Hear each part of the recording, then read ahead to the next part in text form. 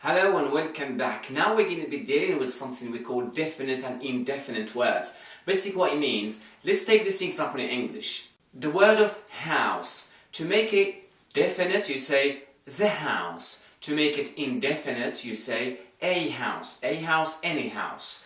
If you say the house, means you are speaking about a specific house. We have the same tool in Arabic. So the word of house in Arabic is baytun, baytun. However, what makes baytun here a house or the house is this tool. If you remember, before when we came to two vowels at the end of words, I said to you, I'm going to come in the future to tell you or to have an episode explaining to you what these two vowels are. This is the time for that. So two vowels in Arabic at the end of words, it means a. So they basically two vowels at the end of words is equivalent to a in English. So baytun, what makes this word a house is actually having two vowels at the end.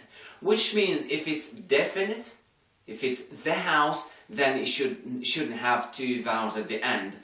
What makes it the house is adding al in the beginning, at the beginning. So al baytu, al is equivalent to the in English. So al baytu, the house. So as you see, because I added L to it to make it the, I have only one vowel at the end.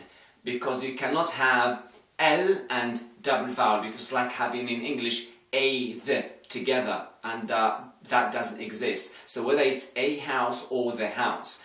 Same thing in Arabic, al baytu, the house, or baytun with two vowels at the end means a house. So let's take another example. غرفتun. غرفتun means a room, a room. What makes it a here is having two vowels at the end. غرفتun, two vowels, two dhamma here. So to make it the room, you add L at the beginning.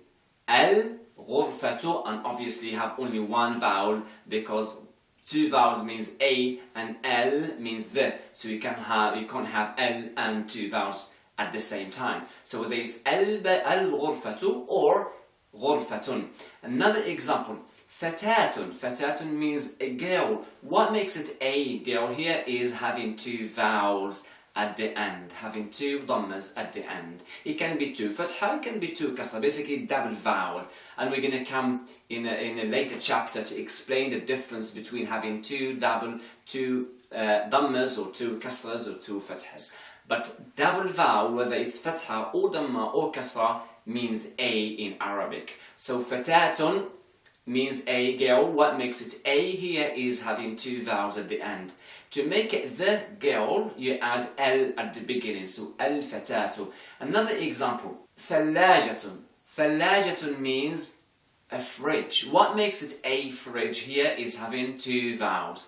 To make it the fridge, you add L at the beginning. Al-thallajatu. Now, the word of thallajatun has something different than the previous examples. If you pay attention to al-thallajatu, there's some kind of conflict between l of al and the tha letter. Al-thallajatu, you find it a bit, there's some kind of confliction, heaviness on your tongue. It's not smooth as you say the first examples. Al-baytu, al-ghurfatu, al-fatatu is smooth. But when you come to the example of thallajatun, the fridge, and you want to say the fridge, you say you can see some heaviness in your tongue. That is because the articulation point of lam, of L, and the articulation of the letter tha, very close to each other, they conflict.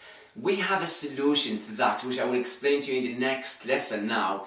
That will lead us to another topic which we call san and moon letters. So what are these san and moon letters is something I'll explain to you in the next lesson. So I see you then, and thanks for watching. And before you go, please remember to download the PDF file to practice these rules of definite and indefinite words. So I see you in the next lesson, and thanks for watching.